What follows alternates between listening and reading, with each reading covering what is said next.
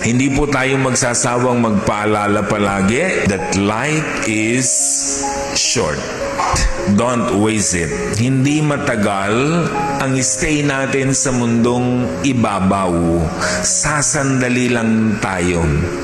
Gusto niyo ng pruweba? Tingnan mo katabi mo. Mukha bang magtatagal pa yan? Mukhang hindi na, di ba?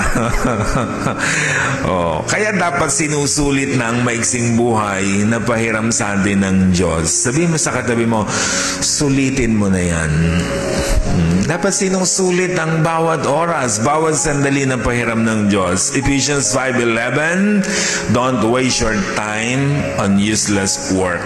Sayang naman ang buhay, ang iksi-iksi na nga, tapos yung mga walang kwenta pa, ang pinag-uukulan natin ng panahon. Kaya sabi ni Apostle Paul, don't waste your time on useless work.